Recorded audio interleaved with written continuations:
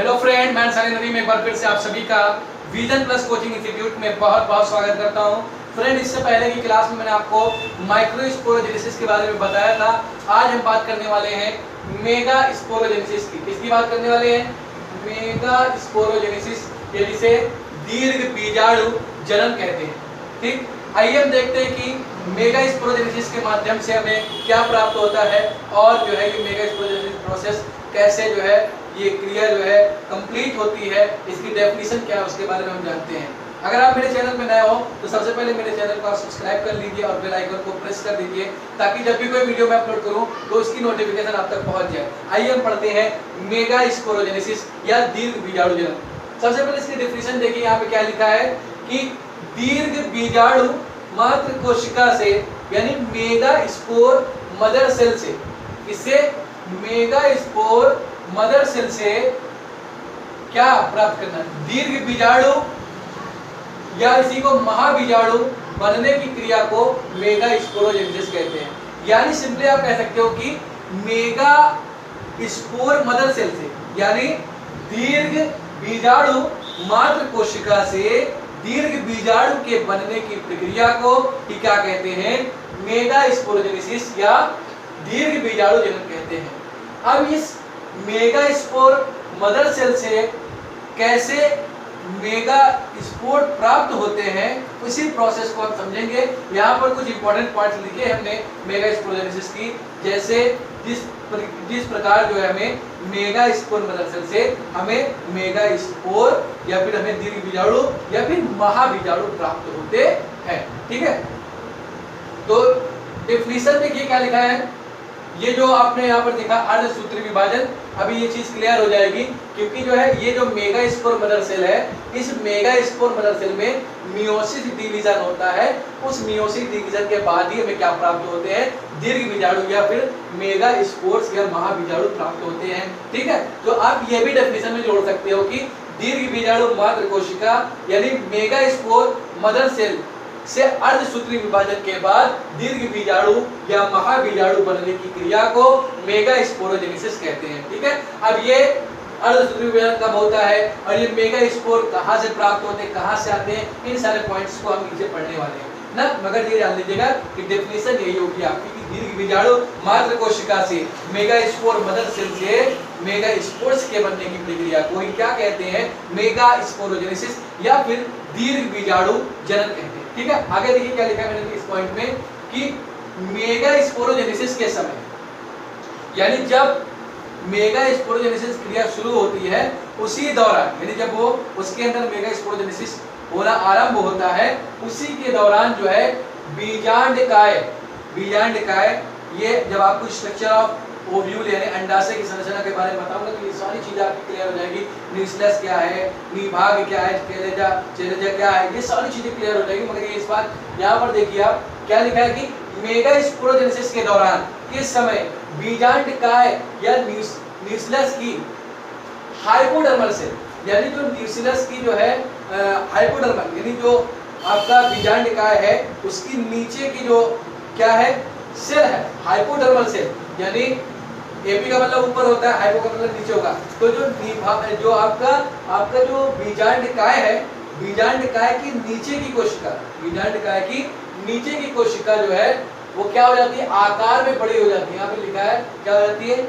आकार में बड़ी हो जाती है। यानी मेगा स्पोरोजेनेसिस के दौरान, मेगा स्पोरोजेनेसिस के दौरान जो आपका बीजांडकाय है, बीजांडकाय का हाइपोडर्मल सेल यानी नीचे वाला सेल जो कोशिका होती है वो आकार में क्या हो जाती है? वो बड़ी हो जाती है। आगे क्या लिखा है? अन्य कोशिका से भिन्न हो जाती है। जाहिर सी बात है सब कोशिका नॉर्मल है, हाइपोडर्मल की जो बीजांडकाय है सब कोशिका उसकी नॉर्मल है, मगर हाइपोडर्मल सेल क्या होती है? वो ड्यूरिंग द मेगा स्पोरोजेनेसिस वो आकार में बड़ी हो जाती है, वो आकार में बड़ी हो जाती है। जब आकार में बड़ी हो जाएगी तो वो अलग तो हो ही जाएगी अन्य कोशिकाओं से, तो आकार में बड़ी होकर के क्या हो जाती है?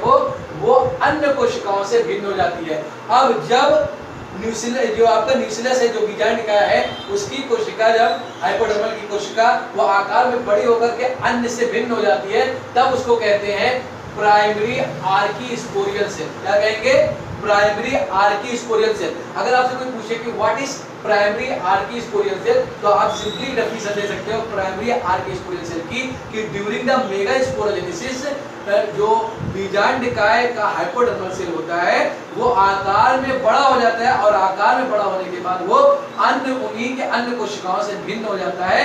इसी को क्या कहते हैं, इसी कोशिका को प्राइमरी आर्की स्पोरियल सेल कहते हैं। समझ में आया? फिर देखिए नेक्स्ट पॉइंट क्या लिखा है कि ये कोशिका, कौन सी कोशिका, ये जो हाइपोडर्मल की कोशिका है, ये कोशिका यानी जो आर्की स्पोरियल सेल जो हमें मिला है, ये कोशिका जो है एक प्रतिविभाजन, उसके यानी एक प्रति क्या होता है, विभाजन होता है, जिसे क्या कहते हैं, पेरिक्लिनल डिवीजन। यानी यह कोशिका यानी प्राइमरी आर्की स्पोरियल सेल, ये कोशिका जो है एक प्रतिविभाजन द्वारा विभाजित होकर के बाहरी भित्ति कोशिका तथा भीतरी स्पोरेंजियस सेल बनाती है। क्या करती है? ये जो हमारा archesporial cell, primary archesporial cell है, उसमें क्या होता है, एक विभाजन होता है। कौन सा विभाजन? Periclinal division. यानी पेरिक्लिनल डिवीजन द्वारा विभाजित होकर के बाहरी भित्ति कोशिका बनाती है। दो कोशिका बनाती है, एक बाहरी भित्ति कोशिका बनाती है और दूसरा स्पोरोजिनस सेल बनाती है। स्पोरोजिनस सेल जैसे बीजाणु जनन कोशिका या बीजाणु जनन कोशिका भी कह सकते हैं, ये बनाती है। ठीक है, दो कोशिकाएं बनाती है। और ये आर्की स्पोरियल सेल कैसे बना? मैंने आपको बताया कि जो बीजांडकाय की हाइपोडर्मल सेल है वो आकार में बड़ी होकर के वो अन्य से भिन्न हो जाती है, उसी को प्राइमरी आर्की स्पोरियल सेल कहते हैं। अब यही आर्की स्पोरियल सेल में पेरिक्लिनल डिवीजन होता है। कौन सा डिवीजन? पेरिक्लिनल डिवीजन द्वारा जो है ये विभाजित होकर दो कोशिका बनाती है। एक कोशिका को कहते हैं बाहरी भित्ति कोशिका, दूसरे को कहते हैं भीतरी स्पोरेंजियस सेल बनाती है। ठीक है, आगे मैं आपको बता दूं, ये जो बाहरी भित्ति कोशिका है इसमें फर्दर जो है 1 और 2 टाइप जो है डिवीजन हो सकता है और नहीं भी हो सकता है ना। मगर जो स्पोरेंजियस सेल है, यहाँ पर देखिए स्पोरेंजियस सेल यानी जो बीजाणु जनन कोशिका है में पुनः कोई विभाजन नहीं होता। यानी जो ये आर्की स्पोरियल सेल में जो पेरिक्लिनल डिवीजन हुआ है उससे जो कोशिकाएं मिली है, बाहरी भित्ति कोशिका और बीजाणु जनन कोशिका, इन दोनों कोशिकाओं में जो बाहरी भित्ति कोशिका है इनमें विभाजन पुनः जो है एक दो बार विभाजन हो सकता है और नहीं भी हो सकता। मगर जो स्पोरेंजियस सेल है यानी जो बीजाणु जनन कोशिका है, बीजाणु जनन कोशिका में पुनः जो है कोई विभाजन नहीं होता। देखिए मैंने लिखा स्पोरेंजियस सेल यानी बीजाणु जनन कोशिका में पुनः कोई विभाजन नहीं होता है। और यही स्पोरेंजियस सेल जो है क्या करती है, मेगा स्पोर मदर सेल के समान क्या करती है, कार्य करती है। यहाँ पर लिखा है मैंने कि यह मेगा स्पोर मदर सेल के समान कार्य करने लगता है। कौन? यानी जो आर्की स्पोरियल सेल बना हाइपोडर्मल सेल से, आर्की स्पोरियल सेल में जो उसके बाद पेरिक्लिनल डिवीजन के द्वारा दो कोशिका बना, बाहरी भित्ति कोशिका और एक जो है स्पोरेंजियस सेल यानी बीजाणु जनन कोशिका। तो बीजाणु जनन कोशिका में पुनः कोई विभाजन नहीं होता और यही जो स्पोरेंजियस सेल यानी बीजाणु जनन कोशिका है, यही जो है फर्दर जो है क्या करने लगता है, वो मेगा स्पोर मदर सेल के द्वारा मेगा स्पोर मदर सेल के समान कार्य करने लगता है। अब हमें क्या मिल गया? मेगा स्पोर मदर सेल मिल गया। कैसे मिला मैंने ऊपर आपको बताया। ठीक है, अब डिवीजन देखो धीरे धीरे क्लियर हो जाएगी कि मेगा स्पोर मदर सेल में क्या हो गया, मिल गया। कौन मेगा स्पोर मदर सेल के समान कार्य करता है? कौन? वो आपका स्पोरेंजियस सेल। स्पोरेंजियस सेल कहाँ से आया? पेरिक्लिनल डिवीजन द्वारा। पेरिक्लिनल डिवीजन किसमें हुआ? Primary archesporial cell. Primary archesporial cell कहाँ से आए? वो आए आपके बीजांडकाय के हाइपोडर्मल सेल के आकार में बड़ा होकर के अन्य कोशिका से डिफरेंट होकर के आएंगे। ठीक है, अब कब होता है ये चीजें न्यूक्लियस के, ये न्यूक्लियस के अंदर, बीजांडकाय के अंदर ड्यूरिंग द मेगा स्पोर। अब आगे देखिए नेक्स्ट पॉइंट क्या लिखा है कि मेगा स्पोर मदर सेल। कौन? मेगा स्पोर मदर सेल अर्थात दीर्घ बीजाणु मात्र कोशिका।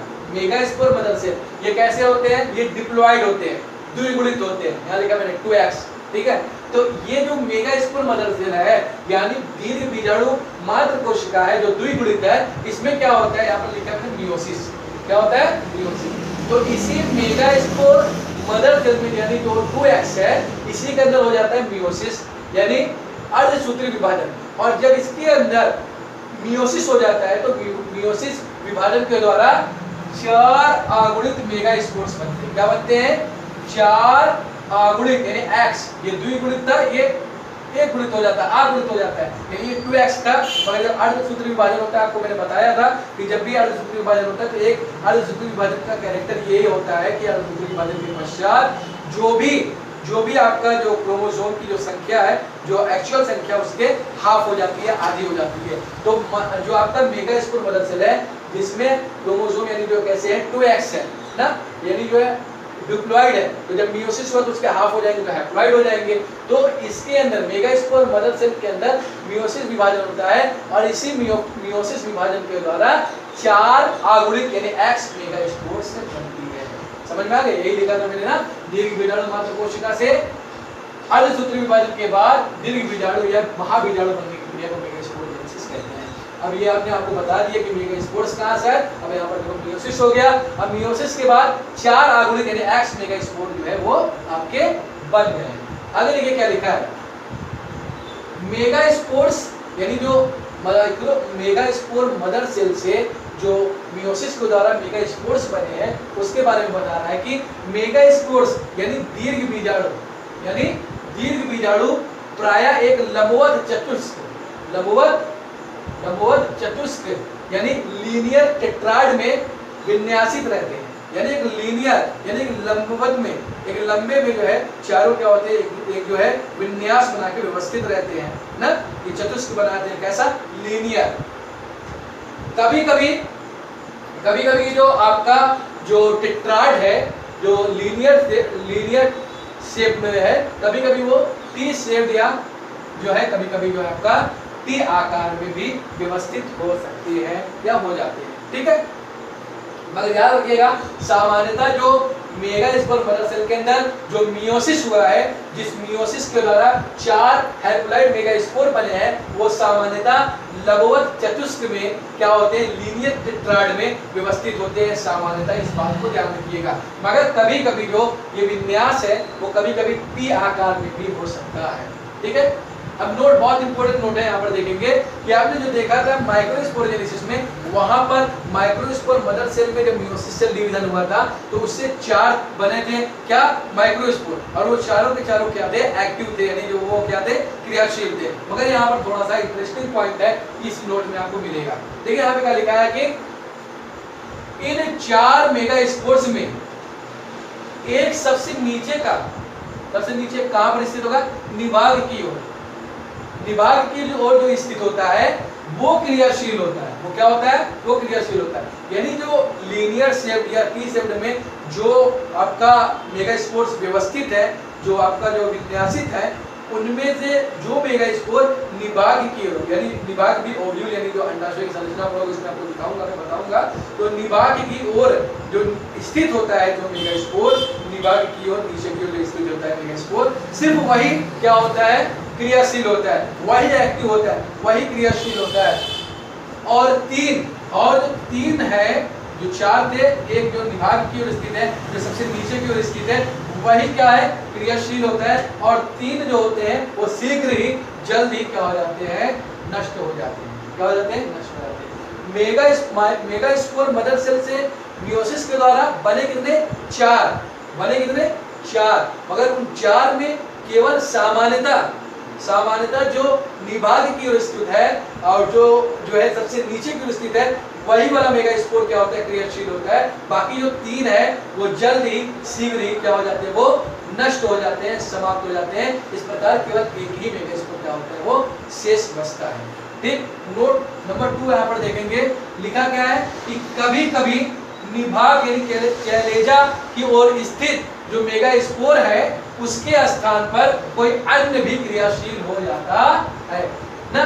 कभी कभी जब इन द रेयर केसेस, यानी बहुत ही रेयर केसेस में, बहुत ही जो है रेयर केस में कभी कभी ये होता है। सामान्यतः तो ये होता है कि क्रियाशील कौन होता है, निभाग की ओर जो स्थित होता है, सबसे नीचे की ओर जो स्थित होता है ना, वही क्रियाशील होता है, बाकी सब नष्ट हो जाते हैं। और कभी कभी ऐसा भी होता है कि जो निभाग की ओर है वो जो है क्रियाशील ना होकर के उसके स्थान पर कोई अन्य भी क्या हो जाते हैं, वो कोई दूसरे जो मेगा स्पोर है वो क्रियाशील हो जाते हैं। ये कभी बहुत ही रेयर केस में स्थिति आती है। तो ये था आपका मेगा स्पोरोजेनेसिस यह दीर्घ बीजाणु जनन और उसके कुछ इंपॉर्टेंट पॉइंट्स, इसको आप फटाफट नोट कर लीजिए। और कहीं पर भी कोई प्रॉब्लम है तो फटाफट जो है आप मुझसे कमेंट सेक्शन में पूछिए और जो है मेरे इस वीडियो को ज़्यादा से ज़्यादा शेयर कीजिए।